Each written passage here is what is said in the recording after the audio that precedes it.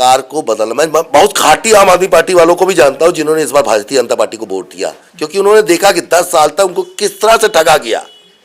विकास के नाम पे कुछ हुआ नहीं, कुछ पुलें बनी नहीं। शीला दीक्षित को जो गाली देते थे कि मैं जेल भेज दूंगा, जेल भेज दूंगा, मैं ये कर दूंगा, वो कुछ कर नहीं पाए। शीला दीक्षित ने जो 5,000 करोड़ रुपए जो रख के गए थे वो उसको भी खा लिया और 70,000 करोड़ का घाटा करा दिया। दिल्ली विधानसभा चुनाव में मतदान हो चुका है, लोग रणनीति बना रहे हैं, लोग चर्चा कर रहे हैं कौन जीतेगा कौन हारेगा, किसको वोट पड़ा किसको, इसी उधेड़-बुन में लोग लगे हुए हैं और हम सभी भी इंतजार कर रहे हैं। मगर एक एग्जिट पोल आ गया है दिल्ली विधानसभा चुनाव को लेकर और इस एग्जिट पोल में भारतीय जनता पार्टी की सरकार बनती दिखाई जा रही है।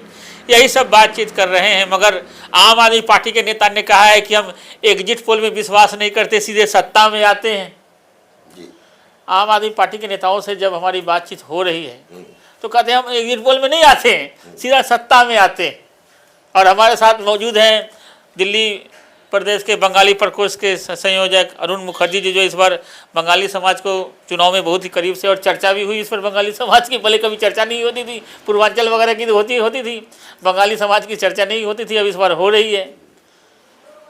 तो क्या आम आदमी पार्टी सीधा सत्ता में आता है, ऐसा कह रहे हैं? देखिए, मुंगेरी लाल के हसीन सपने देखने के लिए कोई भी कुछ भी कह सकता है। भारतीय जनता पार्टी की मैंने पहले बार भी कहा था कि अब की बात दिल्ली में पूर्वांचली, बंगाली और बाहर के जितने वोटर्स हैं सब ने समझ लिया कि केजरीवाल ने किस तरह से उसके साथ ठगी की।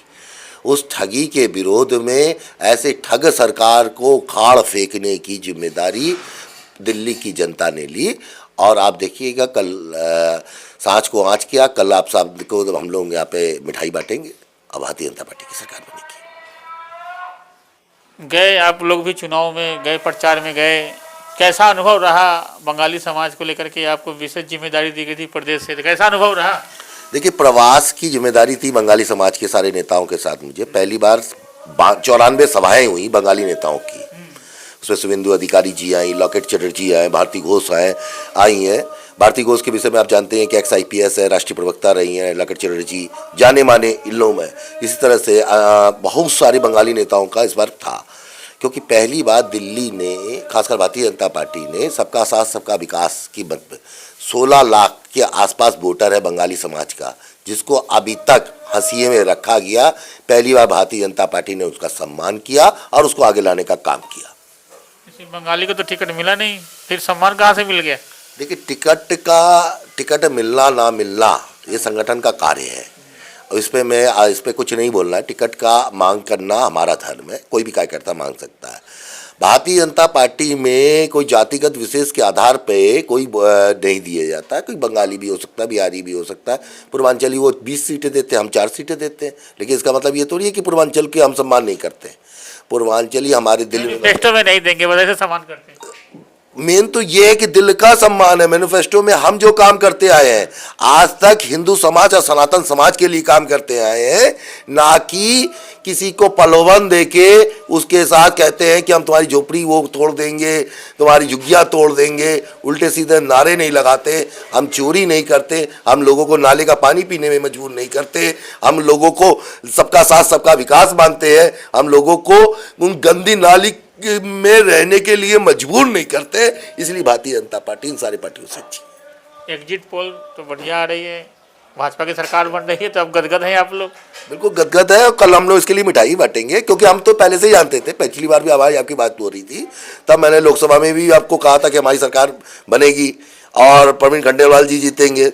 और आज भी मैं कह रहा हूँ कि अब हमारी सरकार बनेगी और दिल्ली में 45 से 60 तक की 65 तक की सीटें हमें मिल सकती है। उसका कारण है, आप एक बार देखिए, जब आप समाज के बीच में जाएंगे तो 40% वोट जो ऐसा वोट था जो इस समय सरकार को बदलना, मैं बहुत खाटी आम आदमी पार्टी वालों को भी जानता हूं जिन्होंने इस बार भारतीय जनता पार्टी को वोट दिया, क्योंकि उन्होंने देखा कि 10 साल तक उनको किस तरह से ठगा गया।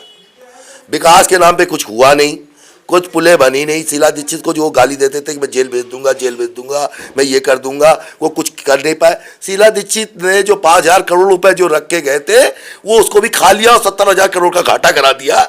ऐसी भ्रष्ट सरकार जिसने अपने के अलावा किसी के लिए कुछ नहीं सोचा, ऐसे भ्रष्ट सरकार को खात्मा दिल्ली की जनता ने कर दिया।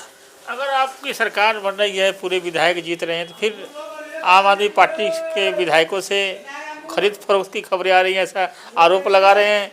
आम आदमी पार्टी के राज्यसभा सांसद संजय सिंह जी की 25-25 करोड़ के प्रलोभन दिया जा रहा है।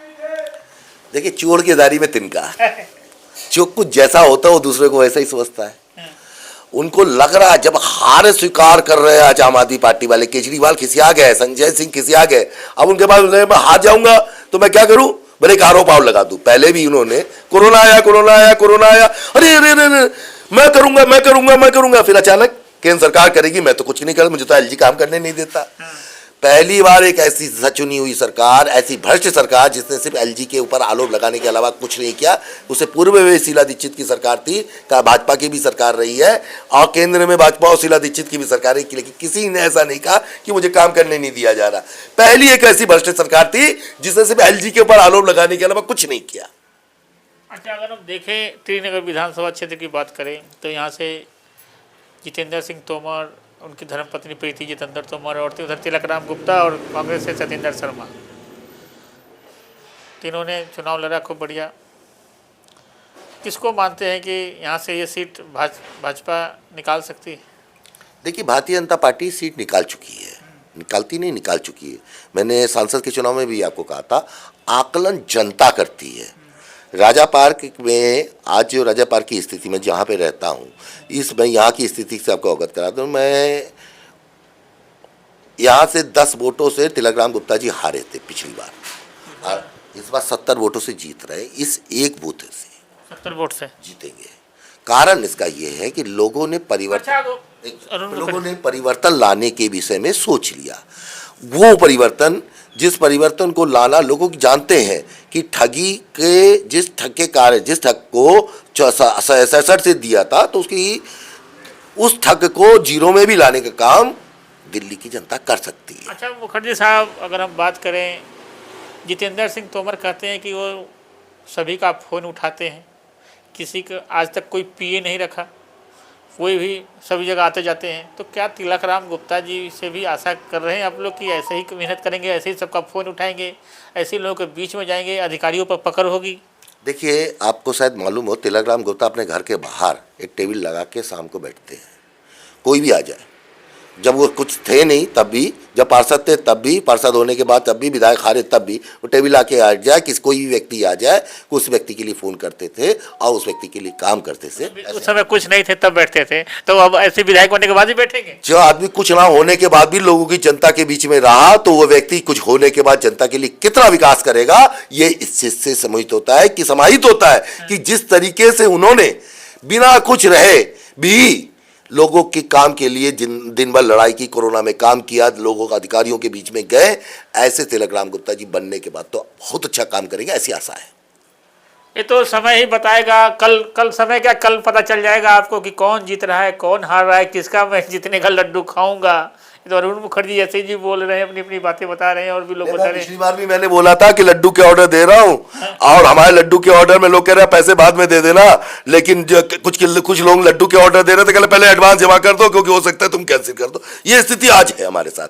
आज भी हमें लोगों को कह रहा है लड्डू बुक कर लो, बोला हाँ ऐसा बुक हो गया, और दूसरे पार्टी के लोग कह रहे हैं तो उनको कह रहे हैं पहले एडवांस जमा कर दो क्योंकि हो सकता है तुमको लड्डू खिलाने का मौका ना मिले। आप तो एग्जिट पोल भी दिखा रहे हैं, आप भी बड़े खुश हैं। दूल्हा कौन होगा, अब तो पता पिक्चर आ रहा होगा कोई, दूल्हा कौन होगा, आप तो बता सकते हैं आप लोग कि दूल्हा कौन है? भारतीय जनता पार्टी में दुल्हा का सिद्धांत नहीं है। भारतीय जनता पार्टी का कार्यकर्ता देवतुल्य है, और देवतुल्य कार्यकर्ता कोई भी मुख्यमंत्री बन सकता है, जो ना जीते वो भी बन सकता है, क्योंकि ये भारतीय जनता पार्टी का अपना काम है। अब भारतीय जनता पार्टी में सब बराबर है, मुख्यमंत्री भी उतना ही रखता है जितना विधायक हमारा रखता है। ये एक भारतीय जनता पार्टी है जो परिवारवादी पार्टी नहीं है, जो एक नेतावादी नहीं है। इसमें हर कार्यकर्ता हमारा नेता है, और हर कार्यकर्ता में किसी भी कार्यकर्ता को बनाया जा सकता है।